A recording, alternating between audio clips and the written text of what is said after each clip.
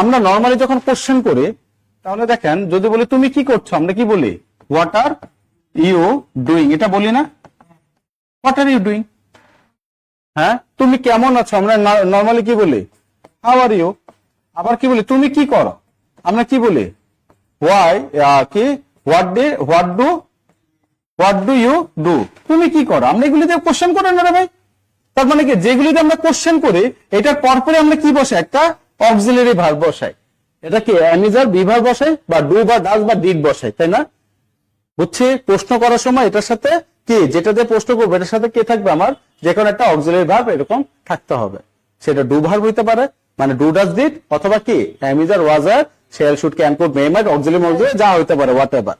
তার মানে এখানে যে তোমাকে কোশ্চেন করার কথা বলছে, তার মানে আমাকে কোশ্চেন যেটাই দিয়ে কোশ্চেন করবো ওটার পরপর একটা অক্সিলারি ভার্ব থাকতে হবে, কোনো সাবজেক্ট এখানে বসানো যাবে না। ঠিক আছে? আর এখানে কি বলছে, তুমি কার জন্য অপেক্ষা করছো, কি কার জন্য অপেক্ষা করছো। একটা হচ্ছে আমি অপেক্ষা করি, আর একটা হচ্ছে আমি কারোর জন্য অপেক্ষা করি। দুইটা কি দুই জিনিস না? হ্যাঁ, অপেক্ষা করে ইংলিশ হচ্ছে ওয়েট।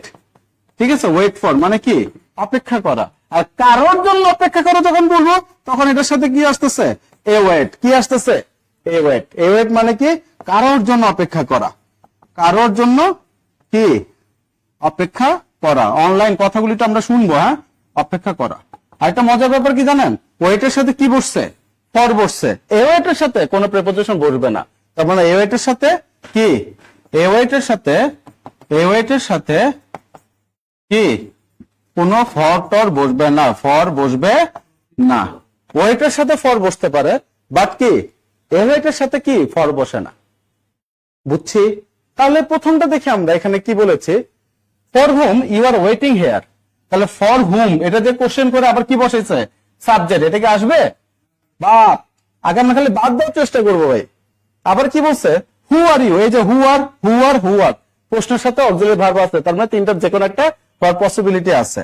এই ওয়েটিং শব্দটা আছে, তাহলে এটার সাথে কি থাকবে না, ফর থাকবে না। কিন্তু এখানে দেখেন ফর আছে, দেখছেন? তার মানে এটাও আমার অ্যান্সার হচ্ছে না লজিক অনুসারে। আবার এখানে কি বলছে দেখেন, হু আর ওয়েটিং ফর।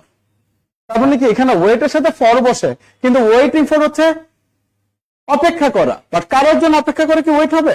অতএব এই লজিক অনুসারে এটা আমার অ্যান্সারটা মিলছে না। তাহলে এখানে কি আসতেছে, এ ওয়েটিং, এখানে আবার কোনো কি ফর টন নাই। তাহলে সি নাম্বারটা হচ্ছে আমার কারেক্ট অ্যান্সার।